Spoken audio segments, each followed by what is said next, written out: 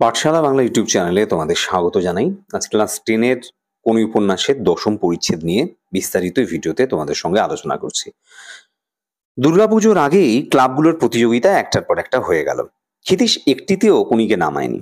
এমনকি অ্যাপেলোর প্রতিযোগিতা, অ্যাপেলোর যে নিজস্ব প্রতিযোগিতা হয় সেখানেও নামায়নি। যদিও এখন তার সময় অমিয়ার সময়ের প্রায় সমান। শুধু তবু ক্ষিতীশের ধারণা এখনো তার প্রকাশের উপযুক্ত সময় আসেনি। অমিয়া যেরকম সাঁতার কাটে, যেই সময়ে সে 100 মিটার 200 মিটার কমপ্লিট করে সাঁতরে, কনিরও সেই সময়টাকে ধরে ফেলেছে। ক্ষিতীশের ধারণা তাও এখন কনির নামার বা প্রতিযোগিতা নামার উপযুক্ত সময় হয়নি। হিয়ার সময় এখন কত সেটা না জানা পর্যন্ত কনিকে সে বার করতে চায় না। হিয়া কত সময়ে বা কত মিনিটে সে 100 মিটার বা 200 মিটার সাঁতার কাটতে পারে সেটা তার জানা দরকার। এখন অনেকেই জেনে গেছে ক্ষিতীশ একজন সাঁতারু তৈরি করছে। ক্ষিতীশ যে সাঁতারু তৈরি করার প্রসেসে অনেকটা এগিয়ে গেছে সেটা অনেকেই জানে। বালিগঞ্জ ক্লাবে সে গেলেই পূর্ণবেন্দুর নির্দেশে হিয়া এমনভাবে সাঁতার কাটে কিংবা জল থেকে উঠে পড়ে যার ফলে ক্ষিতীশ ওর সময় নিতে পারে না। বালিগঞ্জ ক্লাবে ক্ষিতীশ যায় এবং পূর্ণবেন্দু অর্থাৎ হিয়ার কোচ তিনি বুঝতে পেরেছেন যে হিয়ার সময়টা নেওয়ার জন্যই ক্ষিতীশ যায়। তাই তার নির্দেশে হিয়া কিন্তু জল থেকে উঠে পড়ে। হিয়াও কোনো প্রতিযোগিতা নামেনি, তাইতে ক্ষিতীশ কিছুটা ভাবনায় পড়ল যে কোনির টাইমটা কিভাবে সে বুঝবে। প্রত্যেক ক্লাবের এমনকি স্টেট চ্যাম্পিয়নশিপের ভিক্টরি স্ট্যান্ডেও অমিয়া আর বেলাকে উঠতে দেখা গেল। প্রত্যেকটা ক্লাবের অনুষ্ঠানে বা প্রতিযোগিতায়, এমনকি স্টেট চ্যাম্পিয়নশিপের যে প্রোগ্রাম হয়েছিল তাতেও ভিক্টরি স্ট্যান্ডে অমিয়া আর বেলাই উঠেছিল। একদিন খবরের কাগজে একটা খবর দেখে ক্ষিতীশ কেটে রেখে দিল। বোম্বাইয়ের মহারাষ্ট্র স্টেট চ্যাম্পিয়নশিপে রমা যোশী নামে একটি মেয়ে 100 মিটার ফ্রি স্টাইলে সময় করেছে 1 মিনিট 12 সেকেন্ড। 1 মিনিট 12 সেকেন্ডে 100 মিটার ফ্রি স্টাইল সে অতিক্রম করেছে।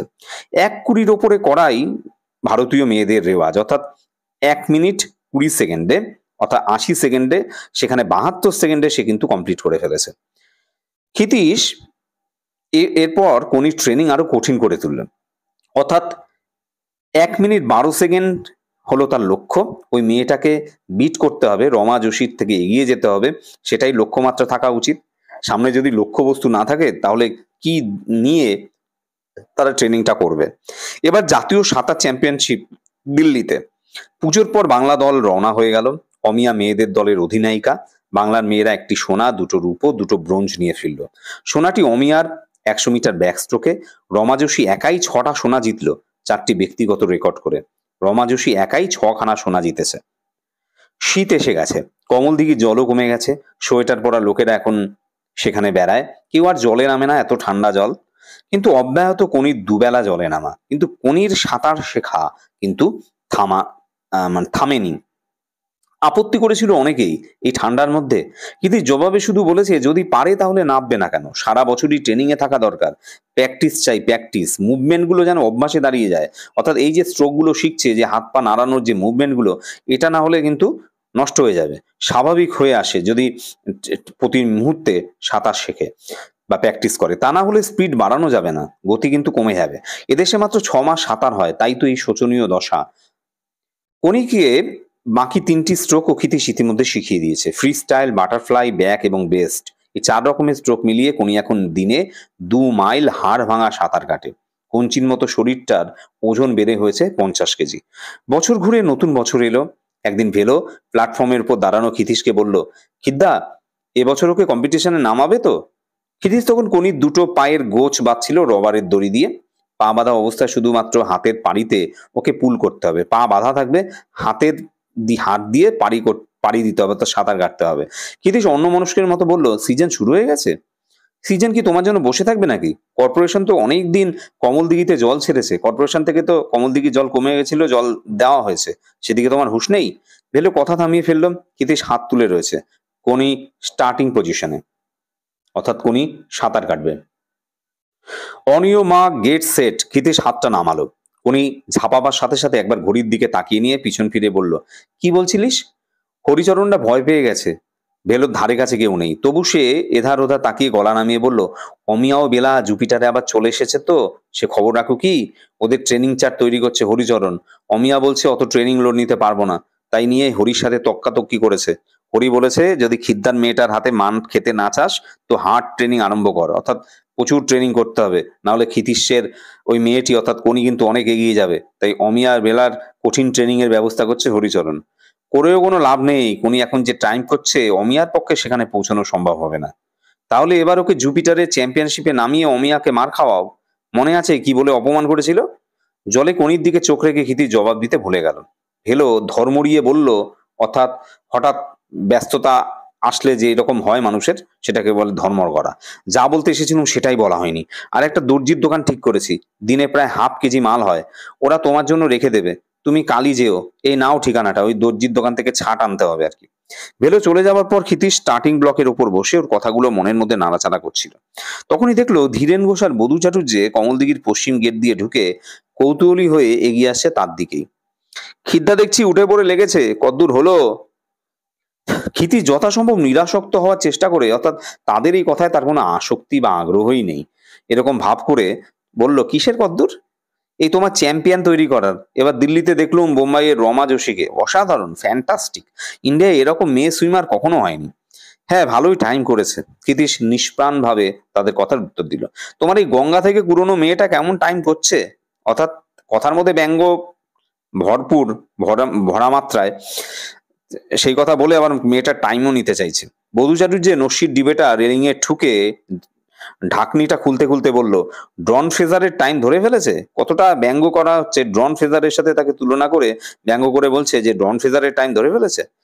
আর একটু বাকি আছে, কাল পরশুই ধরে ফেলবে। ক্ষিতীশের চোখ জোড়া মিট মিট করে উঠলো। ও যেমন প্রশ্ন করেছে তার সঠিক উত্তর দিয়েছে ক্ষিতীশ, যে আর একটু বাকি আছে, কাল পরশু ধরে ফেলবে। কোনি তখন কিকিং বোর্ড ধরে স্প্রিন্ট করে যাচ্ছে। বধূ চাটুর্য সেদিকে তাকিয়ে বলল, ঠাট্টা করলে আমার সঙ্গে? ঠাট্টা? জলে নেমে 1 বছরে ডনের টাইম ধরে ফেলেছে কিনা জিজ্ঞাসা করলেন? এমন সিরিয়াস কথার পর কি ঠাট্টা চলে? আগে অমিয়াকে বিট করুক, তারপর বড় বড় ব্যাপার ভাবা যাবে। আগে তো অমিয়াকে বিট করুক, তারপর বড় বড় জিনিস ভাবা যাবে। তাই তোমরা যেই কথা বলে ঠাট্টা শুরু করেছো, তা আমি ঠাট্টাটাকে কি বাড়িয়ে যাব, না সেখানে বন্ধ করে দেবো আর কি?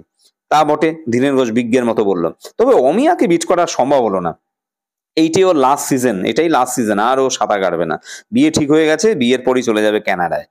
ক্ষিতীশ সচকিত হয়ে উঠল, অর্থাৎ হঠাৎ করে চঞ্চল হয়ে উঠল। কেন? কারণ তার তো একটা মনের মধ্যে ইচ্ছে ছিল অমিয়ার সাথে প্রতিযোগিতায় অমিয়াকে হারাবে, কারণ কোনির প্রতিশোধ নিতে হবে। কোনি যদি অমিয়াকে না হারায় তাহলে বিরাট একটা অপূর্ণতা ক্ষিতীশের জীবনে রয়ে যাবে। চিরকাল তাকে একটা অতৃপ্তি, একটা তাকে অতৃপ্ত থেকে যেতে হবে। তাহলে কোনিকে এবার তো নামিয়ে জানতে হয় বেঙ্গল চ্যাম্পিয়নের থেকে কত পিছনে রয়েছে, বেঙ্গল চ্যাম্পিয়ন তার থেকে কোনি কতটা পিছিয়ে আছে, সেটা তো জানতে হবে, সেটা তো দরকার। সেটা কিন্তু হবে না, এরকম একটা ভাবনা মনের মধ্যে উকি দিয়েছে। না না, তা করতে যেও না। বধূ চাটুর্যে ব্যস্ত হয়ে পড়লো। সবে শুরু করেছে, বাচ্চা মেয়ে এখনই বড় রকমের মার খেয়ে গেলে সেটব্যাক হবে, তাতে ওর ক্ষতি হবে। ওটা করতে যেও না, ও হলো বেঙ্গল চ্যাম্পিয়ন। ওর সাথে ওরকম প্রতিযোগিতায় অংশগ্রহণ করে ও যদি হারিয়ে যায় তাহলে কিন্তু ও যদি হেরে যায় তাহলে কিন্তু একটা সেটব্যাক হবে, অর্থাৎ তার যে এগিয়ে যাওয়াটা সেটা কিন্তু বিপত্তি হবে, বাধা পড়বে, তাহলে কিন্তু খুব ক্ষতি হয়ে যাবে তার। হোক, তবু তো পরে বলতে পারবে অমিয়ার পা ধোয়া জল খেয়েছি। সেই দিনই নকুল মুখুজ্জেকে ক্ষিতি জানালো এবার জুপিটারের কম্পিটিশনে কোনির এন্ট্রি অবশ্যই যেন দেওয়া হয়। ক্ষিতীশ এবার আরো সতর্ক, আরো হিসেবি, আরো কঠিন হলো কোনির ট্রেনিং সম্পর্কে। তীক্ষ্ণ নজর রাখলো কোনির হাবভাব, শোয়া, খাওয়া, বিশ্রামের দিকে। প্রতি মাসে একবার রক্তে হিমোগ্লোবিনের মাত্রা পরীক্ষা করে পরিশ্রমের ভার বাড়িয়ে যেতে লাগলো। অ্যাপোলো ছেলেদের সঙ্গে এখন তাকে প্রতিযোগিতা করিয়ে সময় নেয়। ক্ষিতীশ একদিন কাগজে বড় অক্ষরে লাল কালিতে 70 লিখে ক্লাবের বারান্দায় দেয়ালে সেঁটে দিল। কৌতূহলী প্রশ্নের উত্তরে সে হেসে বলল, অত বছর আমায় বাঁচতে হবে কিনা সেটা যাতে মনে থাকে, তাই চোখের সামনে রাখলাম রোজ দেখার জন্য। 70 বলে একটা ওয়ার্ড লিখে রেখেছে, একটা সংখ্যা। আসলে এটা হচ্ছে 70 সেকেন্ড। ওই যে মহারাষ্ট্রের রমা যোশী 1 মিনিট 12 সেকেন্ড অর্থাৎ 72 সেকেন্ডে সে যেটা করেছিল তার থেকে কমে, অর্থাৎ 70 সেকেন্ডে সাঁতার কেটে সেই লক্ষ্যমাত্রায় পৌঁছানোর জন্য সে কিন্তু রেখেছে। এটা একটা লক্ষ্যমাত্রা। সময়টা কোনির চোখে প্রতিদিন ভাসিয়ে রাখার জন্য শুধু ক্লাবেই নয়, বাড়িতেও দেয়ালে লিখে রেখেছে। রমা যোশী এখন লক্ষ্যের পাত্রী। 1 মিনিট 10 সেকেন্ডে কোনিকে এই বছরই সাঁতরাতে হবে, অর্থাৎ রমা যোশীর রেকর্ড ভাঙতে হবে। অসম্ভব বলে কিছু নেই রে। কোনিকে রাত্রে খাওয়ার পর বাড়ির পৌঁছে দেবার সময় ক্ষিতীশ বলে, বুঝলি আমাদের শত্রু হচ্ছে সময়, এই ঘড়িটা, এই ঘড়িটাকে বিট করতে হবে, এই সময়টাকে হারাতে হবে। ক্ষিতীশ পকেট থেকে স্টপ ওয়াচটা বার করে কোনির চোখের সামনে ধরে। কোনি সেটা হাতে নিয়ে গভীর মনোযোগে দেখতে থাকে, বারবার চাবি টিপে দেখে কাঁটাটা থরথরিয়ে কেমন এগোচ্ছে। ওয়ার্ল্ড রেকর্ডের দিকে এগোতে হলে ছোটখাটো রেকর্ডগুলো ভাঙতে ভাঙতে এগোতে হবে। খিদ্দা, অমিয়াদির রেকর্ড কবে ভাঙবো? ঘড়িটা কানে লাগিয়ে কোনি হঠাৎ প্রশ্ন করলো। ক্ষিতি শেষে বলল, কেন? আজ দোকানে এসেছিল ব্লাউজ করাতে, আমাকে সকলের সামনে বলল, তুই এখানে ঝিয়ের কাজ করিস? জানো খিদ্দা, আমার খুব লজ্জা করলো। আমার হাতের লেখাটা এত খারাপ, নইলে খাতায় মাপ লেখার কাজ করতে পারতুম। তুমি বৌদিকে একটু বলবে? আমি রোজ তাহলে হাতের লেখার প্র্যাকটিস করব। অর্থাৎ আমাকে এইভাবে অপমান করেছে। হাতের লেখা ভালো হলে আমি হয়তো খাতার লেখার কাজটা করতে পারতাম। বলবো, ক্ষিতীশ মৃদু স্বরে বলল। লজ্জা কখনো পুরোটা জিততে পারবি না, এই লজ্জা কিছুটা থাকবেই। কাউন্টারের ওধারে বসলে খানিকটা জেতা হবে, ক্ষমতা দিয়ে জিততে হয়। তোর আসল লজ্জা জলে, আসল গর্বও জলে। অর্থাৎ তুই যেহেতু একজন সাঁতারু, তাই তোর আসল লজ্জা জলে এবং আসল গর্বও জলে। এমন কোনো কাজ কর সাঁতারের, যাতে তোর গর্ব অনুভব হয়। যখন তোর ক্ষমতা খানিকটা বাড়াতে পারবি, শুধু তোর কেন, তখন আমারও মান তাতে বাড়বে, মানুষের মান বাড়বে। অর্থাৎ তুই যখন কোনো কিছু করতে পারবি, তখন তোর সম্মানও বাড়বে, আমারও সম্মান বাড়বে, মানুষের সম্মানও বাড়বে। মানুষেরও। কোনি হক চকিয়ে বলল। কোনি যেন বুঝতে পারলো না, যেন একটা অপ্রত্যাশিত কোনো একটা কথা শুনলো। তাই হকচকিয়ে গিয়ে বলল, মানুষের মান বাড়বে কিভাবে? ক্ষিতীশ ওর পিঠে চাপড় দিয়ে বুকে ঝুঁকে ভারী গলায় বলল, হ্যাঁ, মানুষেরও। মানুষ শব্দের থেকে জোরে আকাশে উড়েছে। অর্থাৎ মানুষ রকেট বানিয়েছে। 10 সেকেন্ডের কমে ডাঙায় 100 মিটার ছুটছে। জলে মেয়েরা 1 মিনিটের বাধা ভেঙেছে। স্বপ্নে ভাবা যায়নি এমন সব পদ্ধতি ল্যাবরেটরি অপারেশনের টেবিলে মানুষ শিখছে শরীরের আয়ু বাড়াতে। অর্থাৎ চিকিৎসা বিজ্ঞানে অভূতপূর্ব উন্নতি হয়েছে। একদিন আসবে যখন আলোর গতিকে মানুষ হার মানাবে, ইচ্ছে মতো বয়স বাড়াবে। এই যে রেকর্ড ভেঙে মানুষ জলে, স্থলে, আকাশে এগোচ্ছে, এগুলো তো মানুষেরই কীর্তি। এগুলো তো মানুষের মুক্তির চেষ্টা। অর্থাৎ একটা তার লেভেল বা সীমাকে বাড়ানোর চেষ্টা, এই ঘড়িটার হাত থেকে বেরিয়ে আসার চেষ্টা। একদিন সব ঘড়ি ভেঙে চুরমার করে দেবে মানুষ, সময়কে হারিয়ে দেবে মানুষ। মানুষ যা খুশি সে করতে পারবে। এটাই বলতে লাগলো। এই সমস্ত কথা বলতে বলতে, এই কথাটা বলতে বলতে বেশ জোরে কাঁধের মধ্যে হাত দিয়ে সে রেখেছিল ক্ষিতীশ সিংহ। তা খিদ্দা কাঁধে লাগছে, কোনি অস্ফুটে অর্থাৎ অস্পষ্টভাবে বলতে লাগলো। কোনির কাঁধে উত্তেজিত আঙুলগুলো চেপে বসে গেছে। ক্ষিতীশ লজ্জা পেয়ে হাতটা নামিয়ে নিল। অনেক সময় আবোল তাবোল বকি, তুই এসব কথা বুঝতে পারিস? কোনি মাথা নাড়ল। ক্ষিতীশ যেন তাতে নিশ্চিত হলো, এমন স্বরে বলল, তোর পক্ষে এসব শক্ত কথা, তবে আরো বড় হ, বুঝতে পারবি। তুই এগুলো বোঝা তোর পক্ষে শক্ত, আরো বড় হলে এগুলো বুঝতে পারবি যে আমি কি বলছি। খিদা, তুমি কিন্তু বললে না আমার টাইম অমিয়াদির রেকর্ডের থেকে কত পিছনে?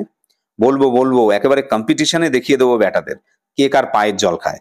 3 মাস পরেই ক্ষিতীশ অ্যাপোলোর বারান্দায় দাঁড়িয়ে চিৎকার করে উঠল, বদমাইশি, এসব হচ্ছে ধীরেনের বদমাইশি। কোনির এন্ট্রি নেবে না কেন? অ্যাপোলোর সাথে ঝগড়া, তাই বলে সুইমারদের ওপর ঝাল ঝাড়বে? অর্থাৎ কোনিকে প্রতিযোগিতা নামতে দেবে না, এন্ট্রি নিচ্ছে না। সুইমারদের ওপর কেন ঝাল ঝাড়বে? অর্থাৎ নিজের রাগ বা ক্ষোভ প্রকাশ করবে কেন সুইমারদের উপরে? প্রোটেস্ট করো, ইনজাংশন দাও, যা খুশি ইচ্ছে মতো করবে, এটা কি মগের মুলুক? প্রোটেস্ট করছো, প্রতিবাদ করছো, ইনজাংশন জারি করছো, অর্থাৎ আদালতের একটা নির্দেশকে ইনজাংশন বলে। অর্থাৎ কোনো কিছু করতে বা না করতে বাধ্য করার জন্য যে নির্দেশ জারি করা হয়। অর্থাৎ এই তাদের এই সুইমিং এর ক্ষেত্রেও এরকম ইনজাংশন জারি করা হতে পারে যে এটা করা যাবে না, ওটা করা যাবে না, যা খুশি তাই করা হচ্ছে। এটা কি মগের মুল্লুক? অর্থাৎ অরাজক পরিস্থিতি। মগের মুল্লুক মানে অরাজক পরিস্থিতি, যেখানে কোনো রাজা নেই, যা কোনো বাধা ধরা কোনো নিয়ম নেই। এর একটা ইতিহাস আছে, প্রবাদের একটা ইতিহাস আছে, সেটা এখানে বললাম নয়। যাই হোক, নকুল মুখুজ্জে আর বিষ্ণুধর এবং আরো অনেকে সেখানে বসে। ক্ষিতীশ পায়চারি করছিল। থমকে জুপিটার ক্লাবের দিকে মুখ ফিরিয়ে বলল, কোথায় নেমে গেছে অপদার্থরা, ক্লাবটাকে কোথায় নামিয়ে এনেছে। এখন ভয়ে ইত্রামও শুরু করেছে। ভেবেছে এইভাবে ক্ষিতীশ সিংহকে আটকাবে। অর্থাৎ কতটা ইতর বা নিম্ন পর্যায়ে তারা পৌঁছে গেছে যে এই ধরনের ফাজলামি তারা করছে। এইভাবে আমাকে আটকাবে ভেবেছে, আমার মেয়েটাকে আটকাবে। ফিসফিস করে বিষ্ণুধর বলল, এসব বিনোদ ভরের পরামর্শ হয়েছে, পাবলিককে এটা জানানো উচিত। প্রেস কনফারেন্স ডাকবো আমি, অর্থাৎ প্রেসকে জানাবো? নকুল মুখুজ্জে ধীরে ধীরে মাথা নাড়ল। এন্ট্রি রিফিউজ করার অধিকার ক্লাবের আছে। অর্থাৎ ক্লাব চাইলে এন্ট্রি রিফিউজ করতে পারে, অস্বীকার করতে পারে। ওরা বলেছে ডেট পেরিয়ে গেছে তাই নেবে না। লাস্ট ডেট কবে সেটা তো ওরা বলে দেয়নি। সুতরাং আইনের ফাঁক রেখেছে। প্রোটেস্ট, ইনজাংশন কিছুই চলবে না। এটা মরালিটির ব্যাপার, একটা নীতি নৈতিকতার ব্যাপার। ক্ষিতীশ অধৈর্য ভঙ্গিতে নিজের বুকে চাপড় দিল। এটা খেলার, এটা সাহসের, এটা চ্যালেঞ্জের ব্যাপার। নকুল মুখুজ্জের ঠোঁট বিদ্রুপে মুচড়ে উঠল। বিষ্ণুধর উত্তেজিত হয়ে বলল, তাহলে একটা ডেমনস্ট্রেশন করলে কেমন হয়? অর্থাৎ এটা কিন্তু খুব ভালো হচ্ছে না, খুব খারাপ হচ্ছে।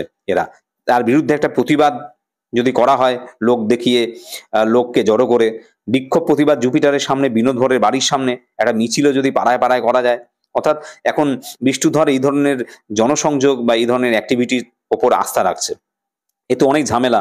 নকুল ঠান্ডা স্বরে বিষ্ণুধরকে মিইয়ে দিল, অর্থাৎ তাকে নরম করে দিল, তার উত্তেজনাটাকে কমিয়ে দিল। জুপিটারের পাবলিসিটি হবে এতে, ওদের ইজ্জত একটুও তাতে কমবে না। আপনার ইলেকশন পর্যন্ত এসব লোকে মনেও রাখবে না, তার থেকে বরং অন্য কিছু ভাবা যেতে পারে। ক্ষিতীশ, তুই কি নিশ্চিত যে কোনি এখন অমিয়াকে হারাতে পারে? তুই কি নিশ্চিত যে ওকে হারাতে পারবে? নিশ্চয়, ক্ষিতীশ বলল দাঁতে দাঁত চেপে। হ্যাঁ, অবশ্যই। এই বিশ্বাসটা কিন্তু ক্ষিতীশের মনের মধ্যে বা তার কথার মধ্যে ধরা পড়ল।